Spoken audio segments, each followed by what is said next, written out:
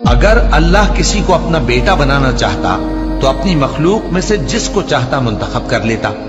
वो पाक है, वही है अल्लाह जो अकेला है, बड़ा जबरदस्त है। उसी ने आसमानों और जमीन को तदबीर के साथ पैदा किया है और वही रात को दिन पर लपेटता और दिन को रात पर लपेटता है। और उसी ने सूरज और चांद को काम में लगा रखा है, सब एक वक्त मुकर्रर तक चलते रहेंगे। देखो वही गालिब है, बख्शने वाला है। उसी ने तुमको एक जान से पैदा किया, फिर उससे उसका जोड़ा बनाया, और उसी ने तुम्हारे लिए चौपायों में से 8 जोड़े बनाए। वही तुमको तुम्हारी माओं के पेट में पहले एक तरह, फिर दूसरी तरह, 3 अंधेरों में बनाता है।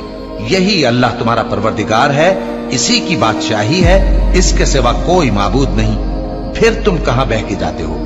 अगर नाशुक्री करोगे तो अल्लाह तुमसे बेनियाज है और वो अपने बंदों से नाशुक्री पसंद नहीं करता। और अगर शुक्र करोगे तो वो उसको तुम्हारे लिए पसंद करता है, और कोई बोझ उठाने वाला दूसरे का बोझ नहीं उठाएगा। फिर तुमको अपने परवरदिगार की तरफ लौटना है, फिर जो कुछ तुम करते रहे वो तुमको बता देगा। वो तो दिलों की पोशीदा बातों तक से आगाह है।